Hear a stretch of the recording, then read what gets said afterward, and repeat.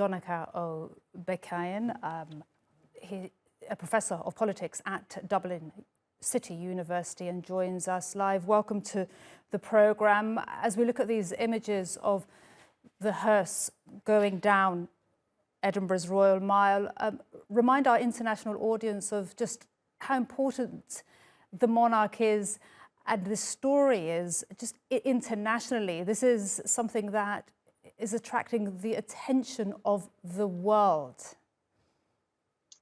Yes, it is. And of course, the interpretation of the monarchy and the significance of the reign varies as you go across the world.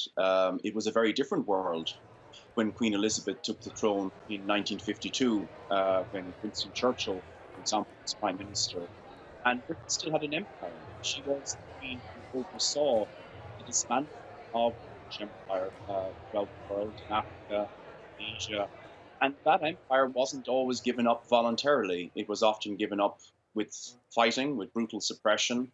She learned she was becoming queen when she was in Kenya in 1952. And of course, Kenya was subjected to awful brutalities throughout the 1950s as it strove for independence under her reign.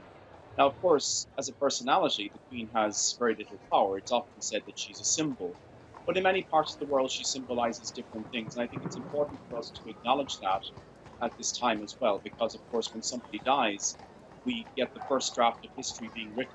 And there is sometimes a temptation among supporters to use this notion of respect for the dead to not talk about the difficult periods and the difficult issues that took place during somebody's reign. So it was a reign that, as I said, encompassed many things. Even here in Ireland, from where I'm speaking, there will be a lot of very polite and respectful comments made by public representatives, as is right to do at this time. But I think that people looking at it from this very close vantage point, I think will look at it with a certain degree of indifference. There isn't a lot of affection for the institution of the British monarchy here in Ireland, for example. The British Crown, or forces of the Crown, that's how we often refer to the army at different periods of our relationship with Britain. And that's something, I guess, the Crown is symbolic, as I said, of many things. I guess, we can talk maybe a little bit more about that. But I think the Crown is also symbolic of a rather archaic political structure. Many here would view it as an anachronism, as somewhat of an absurdity.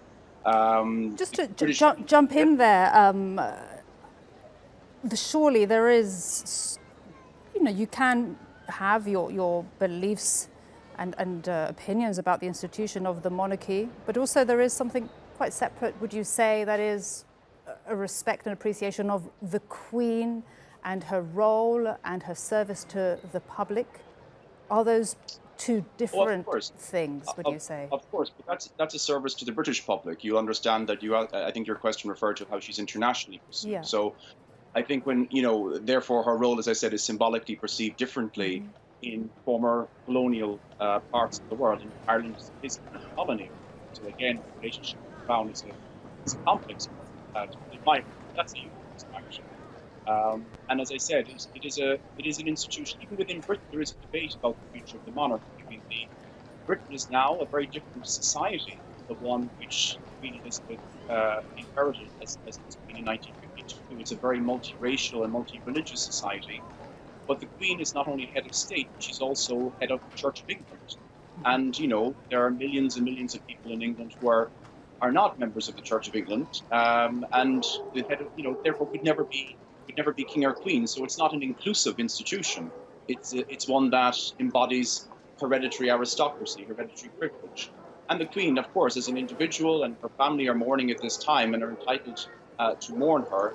But it's a very different institution if you're at the bottom of that hierarchy than if you're at the top of it. And I think that has to be recognized as well.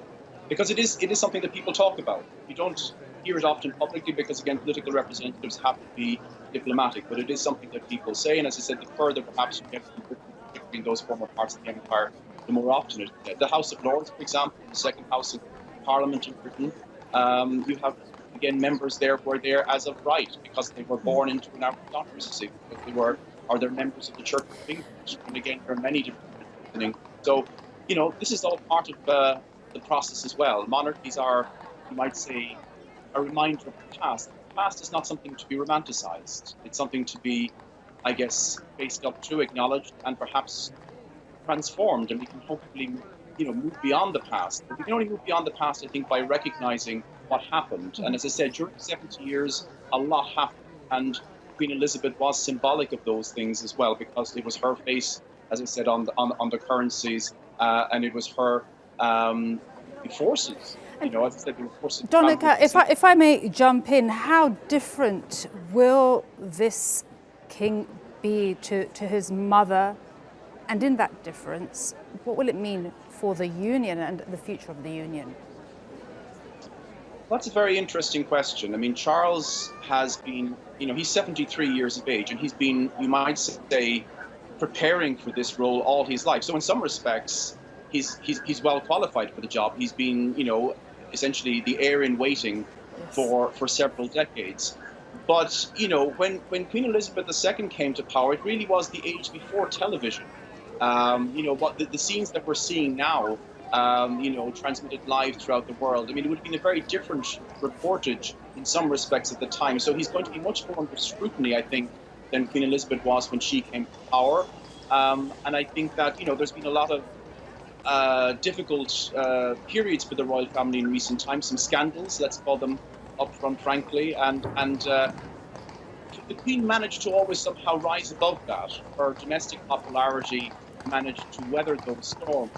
Whether Charles has the personality, charisma, and perhaps the domestic support to weather those kinds of storms in the same way is open, of course, to question. Because again, we're going to be looking at the monarchy in, I guess, with renewed scrutiny in these days and weeks and months to come. So certainly it's an important period of transition for the monarchy. We know that even some members of the monarchy have left in recent times. There was, of course, Queen Elizabeth's grandson and his wife, who more or less had formally given their notice to the monarchy. So it's not the same institution, perhaps, as it used to be. It's one that's subjected to more domestic scrutiny, and that will be a challenge for Charles going forward. And do stay where you are 1 second, Donnacha. I just want to remind our viewers of the images we have here right now. These are live from Edinburgh. This is a procession along Edinburgh's Royal Mile from the Palace of Holyrood to St Giles's Cathedral. The Queen's hearse there being transported in that procession along that important road, and the service to celebrate the Queen's life will be held there. Members of the public will also be able to view the coffin, and it will lie at rest there at St Giles's Cathedral for 24 hours. Donnacha, just, we were saying this is an important international story as well, and we've seen today the King addressing Parliament there for the first time. What does it tell our viewers and tell people about democracy that we have there in the UK and what a constitutional monarchy means? Well, I mean, Britain is a modern democracy, there's no question about that, but the forms and the symbols that are underwriting that democracy, as I said, are very archaic and I think don't speak in many respects to the modern age and to a modern generation. As I said, the fact that the second House of Parliament is in part composed of people who are there by hereditary right. The fact that you have bishops of one church who are there again because of right. The fact that the head of state is also the head of a church. In theory, that makes Britain a theocracy, which of course it is not. It is a democracy. But so there is that disconnect in many respects. The monarchy has evolved over centuries. It is one institution that British people, well, not all British people, but many British people are very attached to. It signifies continuity. And that continuity is something, again, that people hold on to in times of crisis. But it also, as I said, that continuity brings us back over many centuries. And there were many controversial kings and queens who did many controversial things to different countries over the years, and that should also, as I said, be acknowledged in any discussion on the monarchy, that it's not just about the monarchy as a symbol, but what it does in fact symbolize.